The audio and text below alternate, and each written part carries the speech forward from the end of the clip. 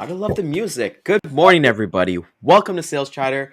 I'm your co-host, Ryan Mohammed. With me is my main man, the Bodacious Cowboy, President and CEO of RGTX Logistics Solutions, Jeff Dickinson. How you doing this morning, brother? How's everything? Good, my man. It is Thursday, recap day of the last, 4 weeks or whatever. I mean, my God, I can't believe that it's already gone this fast. But you know what? With that said, let's get into this.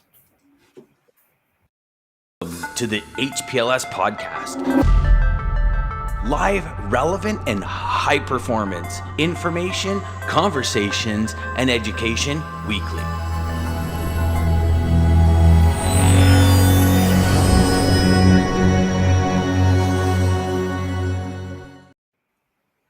When we first started out, you and I kind of planning how we kind of want the new year to kind of operate, and we did this in like November. So, Yeah. of like, hey, let's switch it up. Let's give, even though we were bringing value every single day, let's switch it up. Let's have like a purpose and something from framework and things like that. And I never knew that this was going to go so well as it did.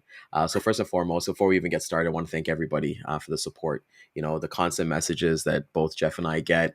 And it's for me, Jeff, the one thing that I really, really am thankful for is like these newer reps coming in and they're sending me messages like, Yeah. hey, I'm doing this. Do you have any tips or anything like that? And just them, we're just giving the knowledge. If they want to take the knowledge and they want to use it, it's up to them. But just being able to like say, hey, I was in your shoes once, I know exactly what you went through, like you've been going 4 weeks and getting straight voicemails. Try this, try to speed up the different things. So give a little feedback before we actually get into it, but of like how this year has went, what you kind of think about it, and yeah, we'll talk about what's next later on. We created a plan and we worked the plan, right? We didn't know what direction it was going to go in for sure. We just kind of like spray and pray sort of thing, but it kind of worked out, definitely engagement. I get DMs all the time, so we must be connected. I mean, it's very subjective, and we've said this over and over again. We are giving alternatives, we are giving options. We're giving our experience, what we've gone through, what we experienced, by doing the things. It's almost like deduction by elimination, right? We've been there, we've tried it, it didn't work, so we tried an alternative, and that worked. Like I've said all the time, just because I say what I do doesn't mean that the same shoe fits all feet, right? So, it's we're in a good track, I think. Yeah. Sure. Yeah, we're having a lot of fun, and Fridays being able to. We're looking forward. Good morning, DJ. Hope to see you out tomorrow with us for our fun day Fridays. And kids chatter. Apparently, episode 1 is going to start tomorrow. So for us, it's important to kind of give back, and that's the one thing I think for me, Jeff. The one thing that I've really really looked at is understanding that my quote unquote competitors like yourself or anything like that, they're Yeah. allies. There's no competitors. We can all learn from There is each other and give different value ticks. So let's get into today. So what we're doing today is kind of like our season finale. We're recapping. We'll recap the whole 4 weeks as a whole, but we'll start off with week 4 and kind of go episode by episode, what we like, what we possibly didn't like, and kind of share some thoughts with you guys. So Jeff, the first episode that we did last week was going to be scheduling like a high performer. The mindset in that was that, hey, you've already done your 1,000 calls as a new rep coming in. You've put in the work. You've already booked your first load. How do you schedule that if you're a cradle to the grave rep? Basically, you're going from sales to operations. How do you control that? Yeah. First and foremost, the way that I go about it is that I want to learn about everything about the operations of my client. How do they schedule things? Because we got to be congruent when you schedule that, because you've got to relate those conversations to your carrier, hopefully, so that everybody is on the same page. It's not just saying, okay, my carrier is going to be there tomorrow at 9:00. There's a reason why he's going to be there. Why 9:00, right? You have to put all those things together to make sure that everybody's on the same page. If you do that, if you just go about it and say, oh, I got my first load, I'm just going to fire it off and get that carrier in there, you're going to lose. You really are. So it's imperative when it comes to scheduling your first load that you have all your ducks in a row, that you've asked all the pertinent questions, whatever they may be, to make sure that you and your client are congruent as well as your carrier. You got to work close with everybody. 100%. And for me, the strategies I go into, especially with the first customer, I'm very hands on for at least the first 5 to 10 shipments, Absolutely. because everything, I feel like you got to put that little magnifying glass, because that's your credibility and reputation, right? That's gonna put stand you out from the rest to know that, hey, you're not like the other people out there. You're not going to drop the ball. You're going to be communicative. Like, hey, if I got to be 24/7 for those couple loads, then I got to be 24/7. But with that being said, I'm playing offense, right? So I'm going to schedule the right carrier. I'm not going for the cheapest price. Oh, I'm no. cool to make like 50 to 100 bucks on, or even break even on the first couple loads, knowing that I have a better carrier in my pocket rather than going with somebody who has, they just got their MC like 6 months ago, or they just got their internet 6 months ago, and they're doing a podcast now. But it was a good segue into that. But you kind of want to validate your carriers, and you want to validate your customers as well. Jeff, one of the things I look at when we're doing scheduling is I'll Google the what is it, the delivery and receiver address, not Yeah. just so I can get the contact numbers to call them, because that's later on to book appointments and stuff like that, but I'll go to see reviews. Truckers leave reviews on Google. I've seen so many locations where they see reviews. Oh, be prepared to wait, or you got a lumper fee, or hey, if you miss your appointment by 1 minute, then it's, you just kind of want to build a story. Obviously, living in this world, we tend to complain more. When's the last time you got good service and you left a good review, compared to, hey, that guy just cut me off, I'm gonna leave a review for him online, right? So take it with More a grain those of than anything salt. else. Yeah, exactly, from there, right? So like you said, we're scheduling like the first loads, things are going well. How do you balance your day? What does your day kind of look like? Because I feel like if you don't have a plan, you're failing to plan. Sorry, you don't have a plan, you're gonna fail to actually be able to Yeah. proceed in your career. What's that saying? I If you tried to fail find to it. plan, you plan to Yeah. fail. Yeah, I tried to find that, but I couldn't get I had to think that. about that for a second. Um, so here's the difference. I love being in the trenches. I book every one of my loads myself. I don't give it to anybody else. I want hands on. I want to make sure that it's done right. Not to say that others wouldn't do the same way that I would do it, but I like to get to know my customers. First and foremost, one thing that I do, a lot of other people may have not have done, but maybe they will now. I go to Google Earth and I put up that address and I look at the facilities. I looked at the surroundings. I look how big this place is. How many doors do they have? I also have a customer facility profile that I have filled out. So I do that in the most extreme way, depending upon how big of an operation that it is. Because what I'll do is I'll take that company profile or facility, I should say, of their operations, and I'm going to be transparent. I'm going to take that exact thing and I'm going to give it to my carriers because now they know what I know. This is what they expect. Here's what they pay for detention. They have lumpers. It takes 2 hours to unload. It's scheduling. It's set sail, whatever it might be. It's important on those kind of things. The one-offs, you can do that. Yeah, There's no pressure on that, right? But on the big guys, the dedicated ones, you should have some type of procedure in place that covers you, that covers them, that covers your carrier. Again, relationships. You're trying to build one. So the more information that you know and the more information that you share, the better off you will be. It's when you start hiding things and you overpromise and you underdeliver, or you tell the carrier something that's not true just to get them in there to pick up the freight, you're screwing yourself. So yeah. I've learned something from a really good shipper of mine. He basically said, because he understands both sides of the business, he's like, anybody could book a truck. Anybody can get a DAT login, anybody could get a truck stop or a load link login, and just strictly book trucks. It's the relationships that you're after, and being able to sell on those strengths. Obviously, we're never going to say no to an option, but we know what our strengths are and always kind of sell to that. And I think when it comes to the scheduling, I remember when I was kind of cradle to the grave, I mentioned multiple times that, hey, I would come in, I'd have like 20 load confirmations on my desk. I'd have to do check calls basically up until 11 o'clock. 12 o'clock is lunch, go out, come back by 1, try to make some sales calls, but then you're kind of like you're more operational focused, right? And you're kind of going there. But the problem that I had, that I switched over to a sales role at the company that I work with now, is that I capped myself, Jeff. Like I was doing 50K GP a month and I couldn't grow. And there's a lot of reps like that. There's a lot of cradle to the grave reps where they just don't have that time to put in for like their prospecting hours to grow their business essentially.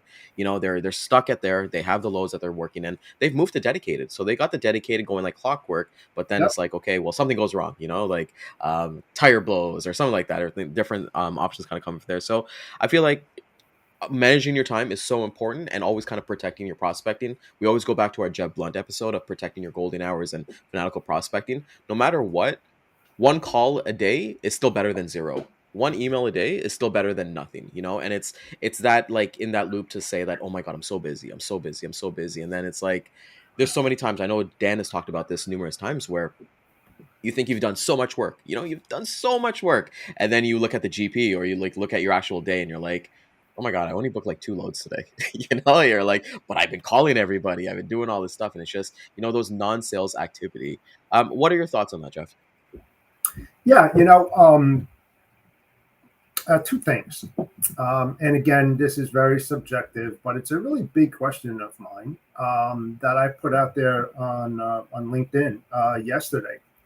Let me ask you this question. Yep. You have one call, right? One call that you can make. You can go and reach out to a customer of yours that has a $15 million transportation spend, and you're already doing $2 million worth of business with them. Mm-hmm. Or you have the opportunity of reaching out to a prospect that has $25 million in transportation spend.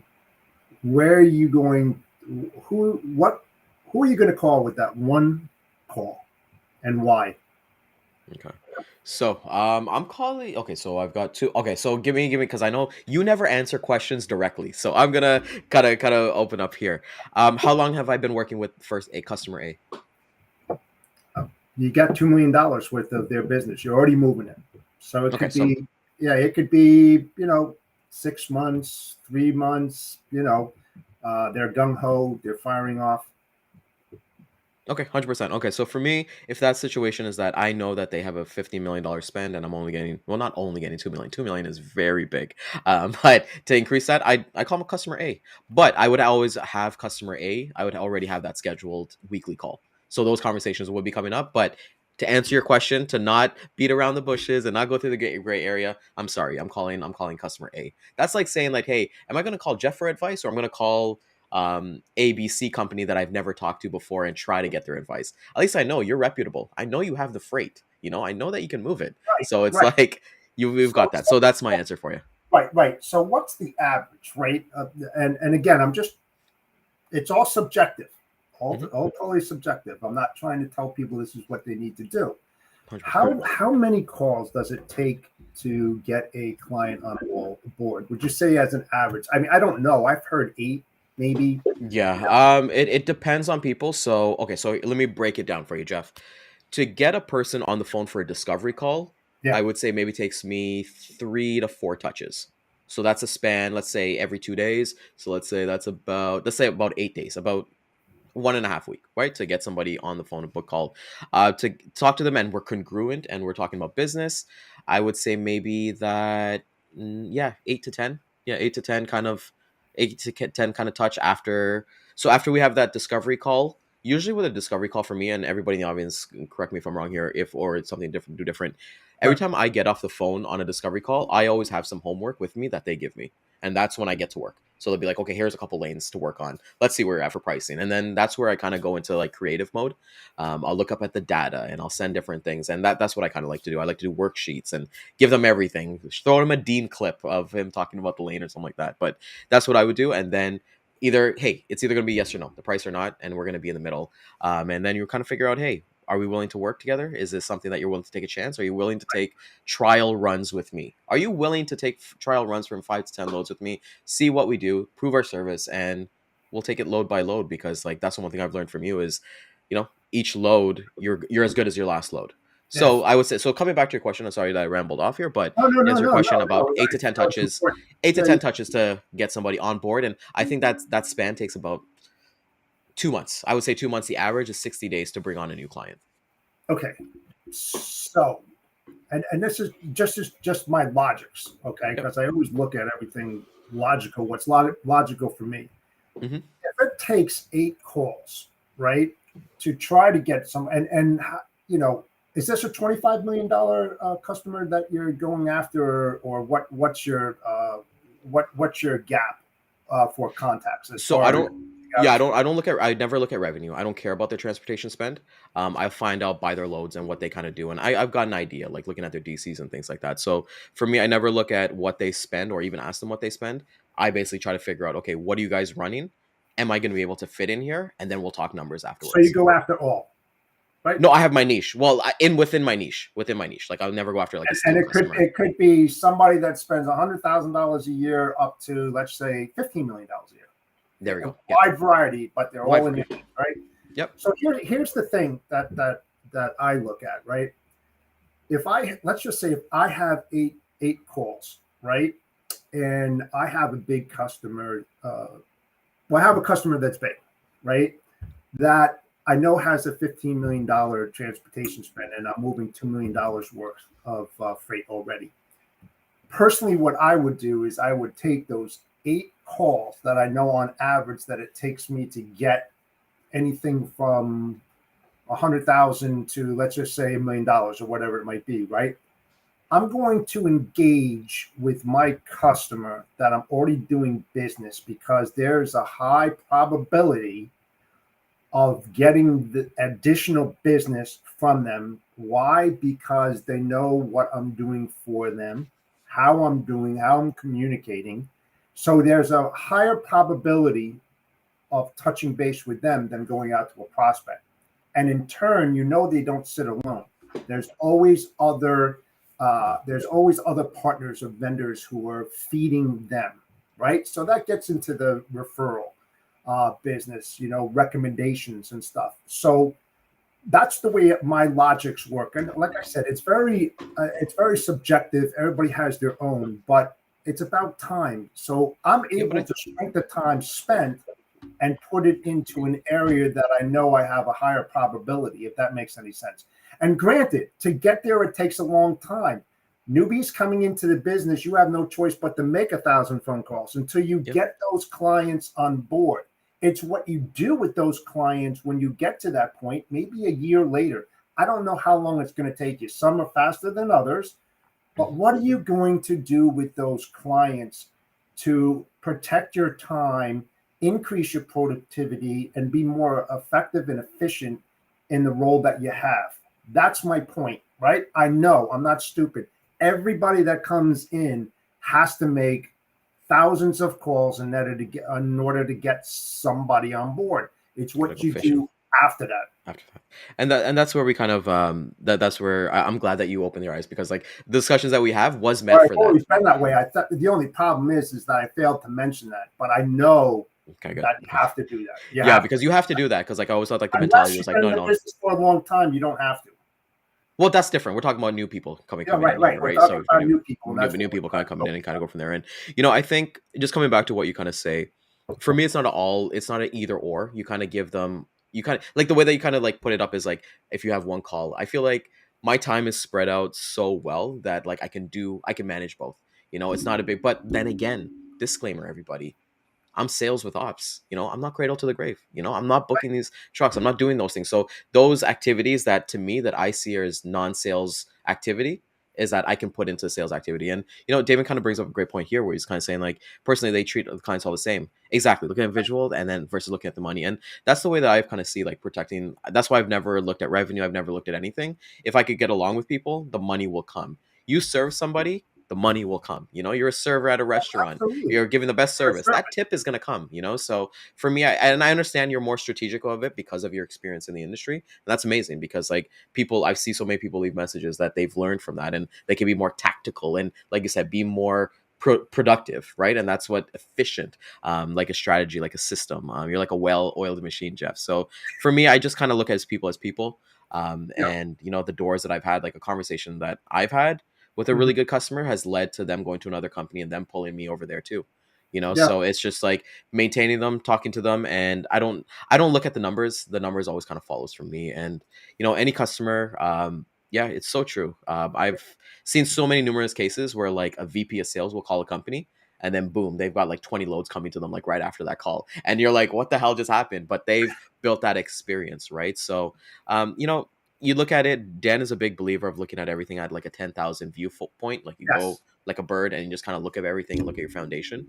And that's the way I kind of operate. You know, like I've got my core customers. I'm always looking to add. And I think with you and I, Jeff, we're very like personable. We're very able to have conversations with people that Oh, why definitely. not talk to different people all the time? You know, like I why do it all not? the time. Thank God I'm not an introvert. Yeah, exactly from there. And, you know, and let everybody know what you're doing. And one point that I kind of wanted to make was that John Rogers made a point this morning that like his wife has his own business cards and he's always introducing to people what he does and things like that. And I think that is so important because before I used to say, okay, I'm a freight broker, this is what I kind of do, but now I live wear it proudly. You know, my wife is a RMT. She tells me about referrals. You know what's crazy? My wife gets more prospecting done than I ever do. You know, she'll be like, she's a RMT, right? So she has clients that come in from all walks of life, and a Yeah. lot of them are logistics managers, and they'll just be shooting the shit. And my wife is like, yeah, my husband does this, and those Well, kind of things that she's got if I was to make that credibility. call, She's got there we go. credibility. Got that She's got credibility. a following. She's got experience. She knows what she's talking about. That's the whole thing. She's knowledge based. I would believe. I never met her, but I'll say that if you've got that going for it, you've got some knowledge. You are always reinventing the wheel and making yourself smarter every single day because you're learning. It's those who are stagnant Yeah, that don't have the discipline to be dynamic. yeah, That's the whole thing. They stay in that trench and they keep on digging that hole, but they just don't get out of it. And they get deeper and deeper. Those who explore, that look into other things and want to gain that knowledge, are the ones that are going to move faster than the others. You could be a rabbit or a snail. I mean, it's just the whole thing. yep, It's how you go about your daily routines. And people call them routines. I think routines come natural for those who have been in the business for a long time. I don't think we would call it routines because we're so set on what we do every single day. It's really not a routine. It's like waking up and getting dressed every day. It's something that comes natural. Other yeah. people need to get into a routine, Well, a routine, I quote me if I'm wrong here. I'm not quoting Webster's dictionary here, but a routine is a set of habits that you formed Yes, over time, right? So, like you said, brush your teeth. For me, walk my dogs. I have to walk my dogs every single day. There's no ifs, ands, exactly. or buts about it, you know, and kind Oh, of if building that. But the one thing too when it comes to like routine is that everybody knows like I got my office here. When I come into the office, it's go time. You know, it's not like and no time to play. You know, it's I got that mindset from there. And you know, I love how we're segueing into it because we've already talked about the first episode. The second yep, episode is actually client retention, clients for life. So that's where we're kind of always kind of want to treat people like the way that they want to be treated and understand the people as people. I was talking to a rep last night and he was like, he's completely brand new and he was kind of going into it. And one thing I said was like, you know, get to know them as people, you know, share your experiences, listen to their experiences, you know, freight, all that stuff will come out in the end. It might play the long game too. yep, Jeff, talk about the long game because, like, for me, I was always like short-minded. Short, I was like, "Hey, why? Like, we move some freight. Why are we moving more? Like, let's play this." But then I've had situations where I reach out to a customer. They're like, "Okay, reach out to me next year," and I reach out and I kept that monthly follow-up and things like that. And then after a year or two, we're moving freight together and we're actually building relationships. And it's like before I would have been like, "Okay, let me just take this person off my CRM." But talk to everybody about clients for life and the long-term game. yeah. Clients for life, and I've felt this way forever. And I'll tell you why. The client for life mentality is this: it's cheaper to keep a client on board than to find a new replacement. It costs you a lot of money to do so. So, what are you going to do for your client to keep them satisfied, to keep them in your corral? You know, I've been lucky enough that since I started my business, I would say all of my clients are still on board with me. Okay. I'm just lucky, but it comes down to how do you service? How do you react to incidents when they come up? Am I incident free? Hell no. I work in the logistics industry, and so do you. And you get blindsided every single day. You have no idea what's going to happen this afternoon. A truck could get on fire. It could be an accident. You could get an irate customer. It's how you look at the what ifs. What happened? I say it all the time. You know it, Ryan. It's like, what happens if this happens? How am I going to respond to this incident? You know, am I going to be empathetic? Am I going to be defensive? Am I going to be offensive? You know, how am I going to conduct myself when these issues come up? It's so pertinent to your success. You know, you have to put yourself in the seat of the shipper, the seat of the carrier, you know, and then also apply what you feel as a service provider. And you have to put this all together. I always say that you have to be like a psychologist, a master of different personalities every single day, because you don't know who you're going to talk to. So that is the key right there, is how you service and what you say and how you say it. 100%. And I love that last piece that you said about human psychology. Anybody who's getting into sales, just in general, forget like the self-help books or like the sales books or anything like that, like those will come after, but focus on psychology, human psychology, because the getting to know people's and start with why with like Simon Sinek and things like that, those are like the core of what we are as human beings, and being able Absolutely. to connect with that. So I think that's so important. And you're right, I agree with that 100%. The clients for life, I've always believed in that. I work with some of the same customers that I have, and just seeing that relationship grow over time. It's just like you said, like why would I want to go out? Like I still go fishing, but like I still want to nurture what I have, right? You I always farm, carry and my cell phone with me. yeah, You know, exactly. Yeah, I'm still, yeah, I'm still available. You know, like let's put it this way, right? yep. When a customer calls, there's a reason why they call, Mhm. especially when you haven't spoken to them in a while and everything's working like that. You better answer that phone. You know, you should just don't take it for granted. Oh, it's so and so, everything's working well. I'll get back to her or him this afternoon. No, Yeah. immediately pounce on that right away. I mean, that's what it's all about, man. It's responding and how you respond to and what you say and how you say it. Well, it's always what we talk about is right. Control the controllables. We, like you just said, we can't control a truck that gets on fire, but I can control picking up that phone. I can control my output in terms of what I'm doing with prospect and talking to my customers, having that engagement. I can control talking to people about learning about different things. There's other sales reps that are more tenure than me that we bounce off ideas off of each other, and we're just always kind of learning from there. So yeah, big believer. I know you're a big believer in control the controllables as well, Jeff. Absolutely.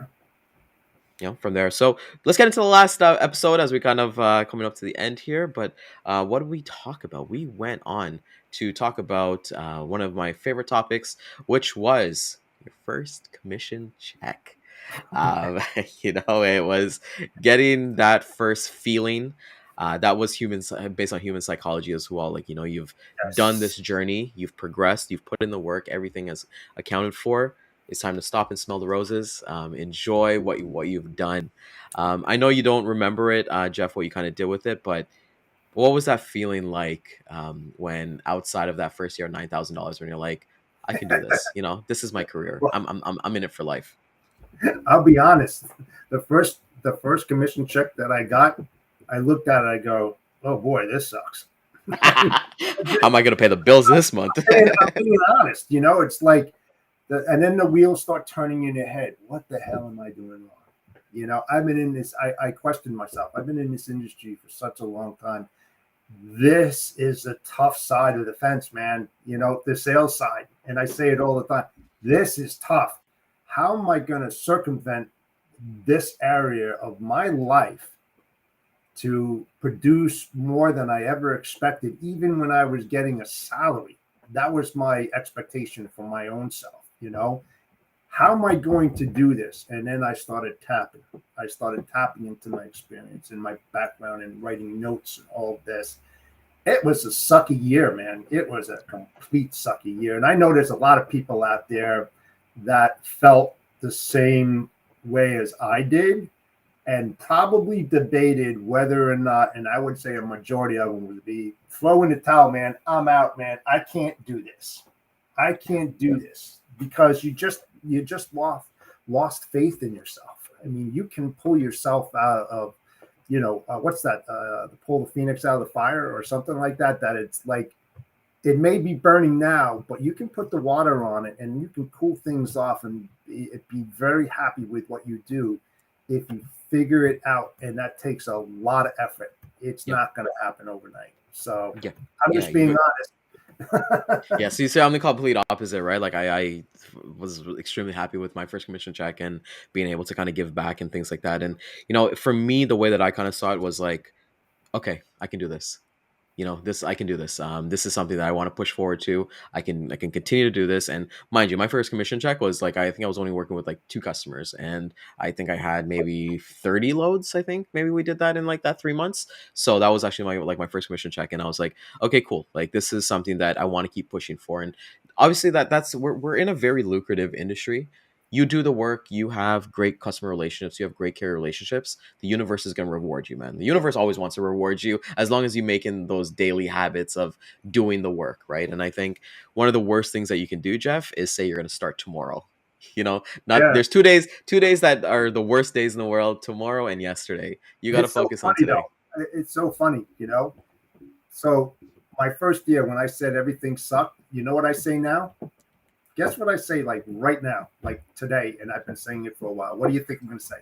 That you should have invested in Zoom stock. No, I'm just joking. That this is the best industry that you've ever been in. You got to pull me away from my desk, is what you Okay. say. So I wish I did this 20 years ago. What I know right Yes. now, I wish I did this 20 years ago. And I didn't work for the companies that I did. But then again, there's a backside of this. If I didn't work for the companies that I did, I wouldn't get that experience and that background that was needed to put myself in this position right now. So I mean, it's like you kind of put the cart before the horse, but now I have 8 horses in front of my cart that's pulling it. So it's Yeah. like, I like that yeah. analogy. So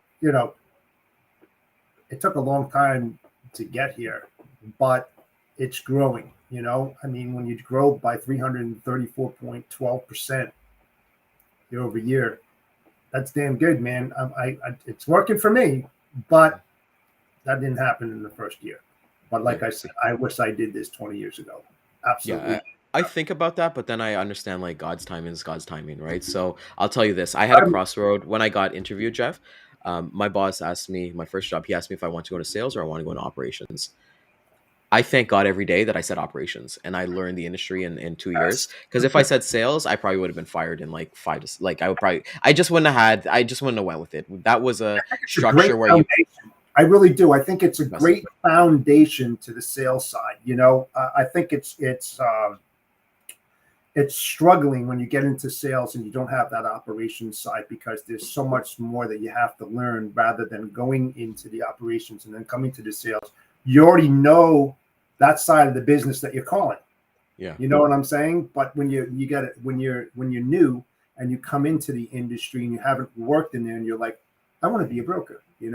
That's why I said to Scott Armstrong Industries, right, that it's too bad that brokerages out there can't bring these new people that are coming on board and bring them to a warehouse or DC to actually feel, and absorb what they go through every single day and just tap the knowledge of a traffic manager or a logistics manager. I think it would be so advantageous for the sales side if they just heard it from the horse's mouth, like this is what we're up against every day. It would drive it home. I really believe in that. yeah, especially when you're looking at investing. Like I think we talked about training already, so I won't get into it too much. But every company has a choice, right? Like they know. I know when I worked in the telecom industry, Jeff, like they bring on like classes of 30 people for training, and it would be like a 2 month intensive training. They knew that only like 15 to like 20 people of that is going to stick. Right. So they base their numbers based on that 15 to 20. And same thing happens in logistics as well. They base if 4 people are going to get hired, realistically, we're probably going to keep one or two, and then kind of go Sure. from there. But that's from Absolutely. there. So, we've had an amazing 4 weeks of content. We've been killing it. I think like, we've getting so much value. Anthony is somebody who's been a great viewer and a great watcher, and Damon as well. Yeah, Lisa, communicating with everybody. him. Good guy. Yeah, he's a great guy, and for us, like we're intrigued to see what the future brings. So Jeff and I will be discussing. We'll announce it tomorrow what our theme is going to be for the next 4 weeks as we kind of talk about our next season. So don't worry. We're switching up the content a little bit. You don't have to hear about me and my dogs anymore. You don't have to hear about Jeff and he doesn't make any sales calls. Well, we'll switch it up. We'll keep it But you different. get yeah, but plus side is now you get to listen to a little bit of chill music before we go live. So that's Yeah, important. I Right love there. that, Jeff. So you All don't right, have to Jeff. say, look at these guys going to come live now. You get to chill, listen to some You get to hang out. We give you that elevator calm, music for you. calm your ass down before you listen to us. Exactly. Jeff, give me some final thoughts on how this 4 weeks have gone. It's gone great. Just It's gone great. I appreciate all the comments and also the DMs. A lot of folks reached out to me, asked me questions. Again, we're here to serve, to give our opinions, alternatives, and options to what you do on a daily basis. Whether you choose to use them, that's up to you. But at least you have an idea and something to think about. So I appreciate all you guys out there joining us on a daily basis, and we'll try to keep on bringing some good content to you over the next 4 weeks. So perfect. thank you. Crush it. So, thank you for everybody for coming out today, and like all the previous episodes. And like we said, thank you for all the good wishes. We're here to serve you guys. So, any kind of topics you guys want us to talk about, let us know. Shoot us a message, shoot us a DM, leave in the comments. Let us know.